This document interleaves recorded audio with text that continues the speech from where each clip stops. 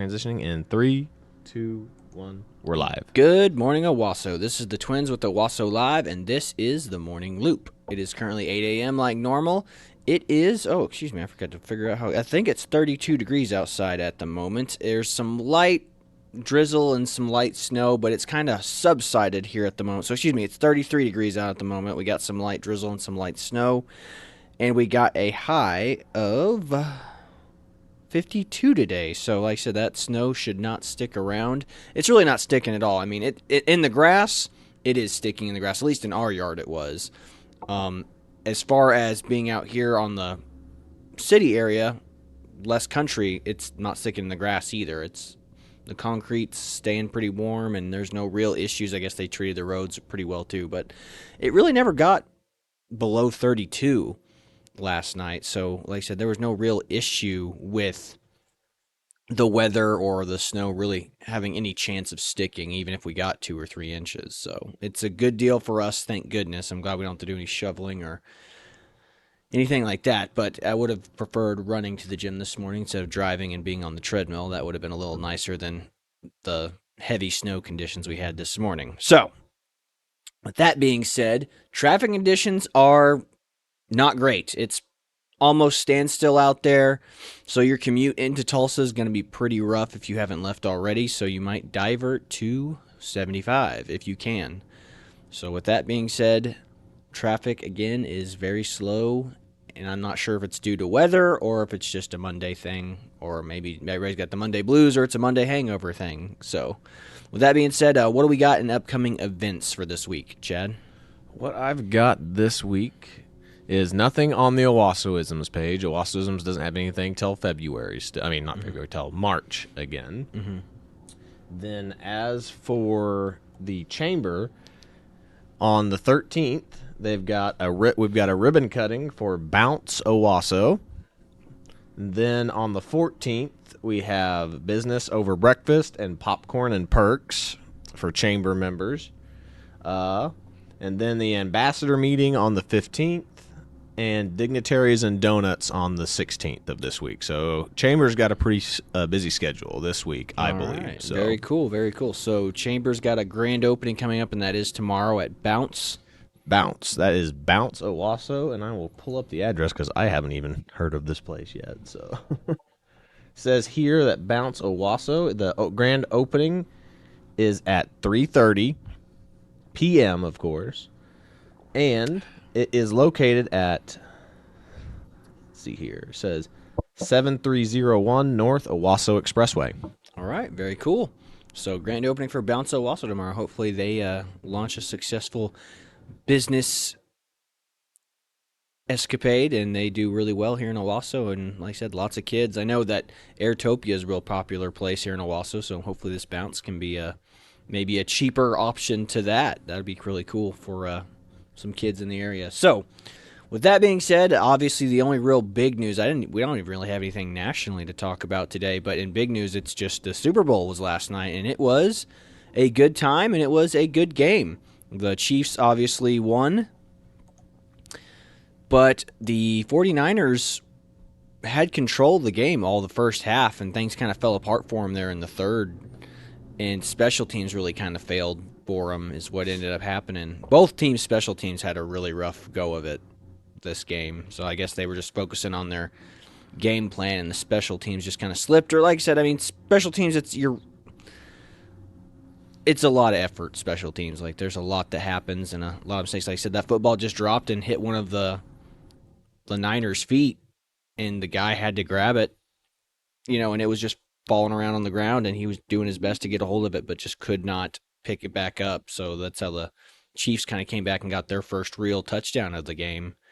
So overall, a very good game, and it was kind of like, it was a good time because I got to sit out there where I was out at my parents' house, and we were watching the game as a family with my brother and my nephews and my mom and dad, and it was a very enjoyable time. We got to watch some of the commercials. I got to be honest with you, the commercials were really underwhelming this year. Very underwhelming. I think the best one I saw was the homes.com website one where they shot that giant champagne bottle through the window from the helicopter. Yep, that that had was Jeff. pretty good. Jeff Goldblum was in a ton of them this year, and the other really good one was the Christopher Walken one. Was really good. But other than that, Temu, like, oh my gosh, they must be making money hand over fist because it costs $6 million for a 30-second ad. Temu had like 4 ads this year. That's what I was going to say. There's at least 4 or 5 of the Temu ads. I was like, good Lord, again? Yeah, so it was very strong showing for Temu, or Temu, however you say it. But yeah, I was pretty disappointed in a lot of the commercials. They were pretty dull. Yeah. The fact that Pfizer and whatever strange Yeah. church that was that played the one was very odd too. I thought, I was like, of all the things to have a Super Bowl ad, I go, that a church and Pfizer having a Super Bowl commercial is just very odd to me. So even Homes.com I thought was a little strange to be in there. Well, I mean, it's promoting a website where you can put your house up for sale. So, I mean, they're going to make tons of money off of ads that they sell on their website. So, I get that.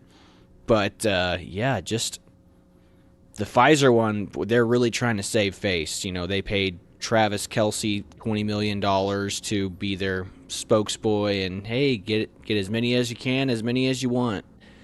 But, I mean, like, again, that's what they're doing. Like, I mean, you have a company who's lost all credibility because their vaccine they put out didn't really prevent COVID. It didn't stop the spreading of COVID, and you could still get COVID with the vaccine. So there was no real benefit. So they're really trying to save face and be like, science. You know, it's like, ugh.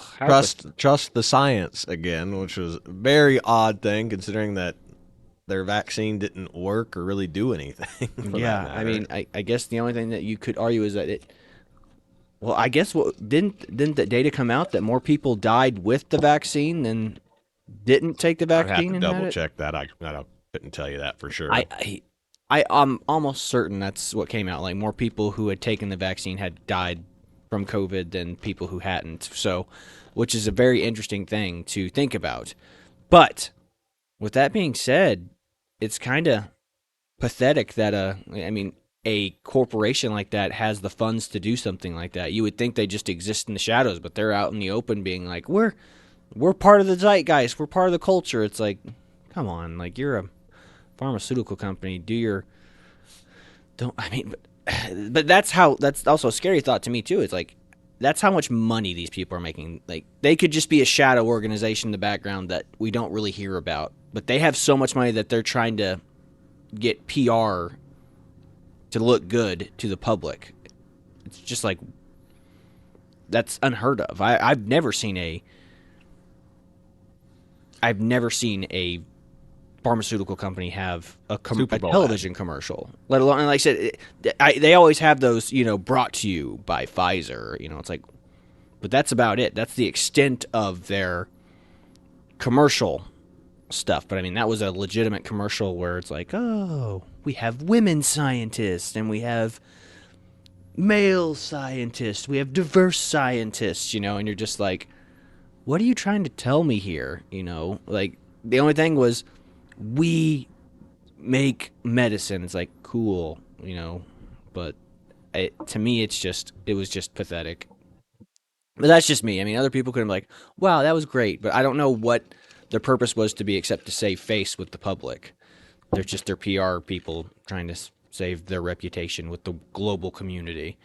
So, with that being said, the Super Bowl was very enjoyable. It was very entertaining. It was a close game. It was kind of like Alabama versus LSU, those back in 10 years ago. On defense, it was just a defensive game, low scoring game, and then overtime. Like, we haven't had overtime in a while in a Super Bowl. Usually the Super Bowls have been kind of one-sided here of late, except for that one where Brady beat Atlanta. That was probably the best game I've ever seen in my entire life. When Brady versus Atlanta. When he came back from, like, what was it, like 40 or like 37 to nothing in the second, it comes back in the second half and just turned the whole franchise around. That was probably my favorite. That's what turned me around and made me become a Tom Brady fan. Yeah, because I was never a Tom Brady fan until that game. Yeah, that game changed our lives for sure. It's like, yeah, Tom Brady is the absolute best, because he could have just given up and walked out. I'm like, yeah, well, I mean, that was a wash. But he came back after the second half and just got after it. Mm-hmm. So that was a good. But this Super Bowl was very enjoyable. The Chiefs, congratulations to the Chiefs. Like I said, Patty Mahomes is definitely the next GOAT, despite the fact he did not have a good game, like, at all. Yeah. And the poor 49ers just kept getting the injury bug. Like, they could not. Obviously, it's a long season for football. Just the injury bug finally got their last. I think they got 4 players off the field. The injury list did. So they had a rough go. So you lose some crucial players and some clutch moments on the game, and that's where they turned it around. But gosh, Purdy looked good out there. The last draftee pick quarterback, he's like a little Tom Brady too. You know, like, not a highly sought after draft pick, but has just climbed his way into greatness, essentially. So I expect great things from him. Hopefully he can stick with the Niners and they can have another really good season next year. Him and McCaffrey were the two saving graces on that team. Yeah, I mean, their run game, like, at the first half of the game, I was like, the Chiefs did not have an answer for the run for the Niners. They just could not do it.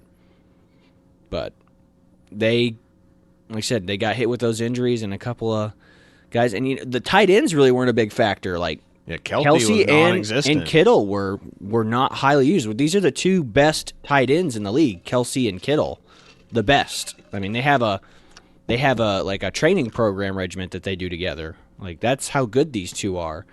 So the fact that they weren't really utilized, the defense that they prepared well, both teams, for each other, and the only thing they just couldn't account for at Kansas was the run. But they eventually got it figured out in the third quarter, so they did end up stopping them and doing really well. And Mahomes threw an extra interception. Like I said, on paper, the 49ers probably should have won because it was close. I mean, they had more interceptions, and but like I said, the special teams is what killed them. Mm-hmm. Both teams, special teams did well, but the Niners got the last couple of losses on special teams late in the game, and that's what got them. So, again, congratulations to Kansas City, Patty Mahomes. They did good. So I don't know if Taylor Swift got proposed to or not after the game. I wouldn't stick around. I don't think so. That would have blown up the internet if that had happened. Yeah. Like I said, again, I'm of the belief that Taylor Swift and Kelsey's relationship is not real. It's a publicity stunt because I saw them kiss after the game, and I was like, he doesn't look like he's super into it. I'm like, whatever. I think she's more into it than he is, but like I said, it's all PR for her, and girls love acting for the camera too. So that's just my perspective on it. I don't think it's real, but like I said, I think it's a really good thing that Taylor Swift was there because I guarantee you it brought a bunch of little girls in. What's creepy is how many older chicks are super into Taylor Swift. Like, it's crazy. Like, there are girls my age and older who are like sycophants who, like, they bought jerseys that say, "I'm for Taylor Swift's boyfriend." It's like, just buy a Travis Kelce jersey. But no, it's not about it's not about football. It's about Taylor Swift. So it's just so weird. It's so weird. But again, it's a good thing too because, like I said, a lot more eyeballs were like. Again, I said that's why I think it's all fake because Taylor Swift being at a football game generates more eyeballs from the demographic that's not particularly interested in football, females. So you have a bunch of girls watching football who don't normally watch football because Taylor's there. And then you get 2 big celebrity names together like Taylor Swift and Travis Kelce, and boom, you get lightning in a bottle from a publicity standpoint, whether or not they're actually into each other or not. It's just a PR move. Mm-hmm. So that's my perspective on it. But yeah, so a lot of young girls got to watch football for the first time, and it's a good thing too because maybe they were sitting there watching it with their dad and learning about the game, which is cool. Yeah. From that perspective. Or, they could have just been sitting there annoying their dads the whole time on the sofa going, "There's Taylor Swift, Dad. They're not this song. Oh, you see that girl who's with her? That's Blake Lively." It's like, and their dad's just sitting there like, "Oh, that's really neat. I just want to watch the game now." But, it's all about family. It's like what I said. It was enjoyable watch with my mom, dad, and my nephews. Like, we all had a really good time together watching the game. So that's what it's all about. Family. The Super Bowl should be like a unifying thing, a unifying cultural thing for all of Americans to come together and watch and enjoy. And When you come to work, you should be able to talk with all your friends and coworkers at the yes, and at the everyone has a little water something to talk fountain. about, whether or not they want to talk about the game itself, or they can talk about, oh, did you see Taylor Swift there? And Or talk about the commercials that they did yeah, like, which I just remembered exactly. one. The Doritos one wasn't too bad, if you Oh, remember with that one. Jenna, Yeah, with what's the her name? grandmas or whatever. Jenna Yeah. Ortega from Hmm. Wednesday Yep. Adams. Yeah, that was not bad. They were, yeah, that was pretty good. So yeah, there's so many of them you can't remember all of them just off the top of your head. Yeah, but like I said again, I just overall they were just not super interesting this year. So that's my like buzzkill moments. Like shame on all these companies for just not doing well. So I don't know. The Bud Light one was meh, Yeah. you know. But either way, that's about all we've got to talk about. We've been talking football for a little bit here, so I hope everyone enjoyed their Super Bowl and got together with friends and family and had a good time, regardless of what brought you to the Super Bowl party, whether it was for Taylor, whether it was for watching the actual game, or whether it was for the commercials. I hope everybody got together, had a really good time. So I know I did. I had a little bit of enjoyment watching all of it, and I know Chad did as well. So with that being said, I hope everyone has a wonderful day. Drive safe out there, and God bless y'all. This is the Twins with Owasso Live, and we are signing off.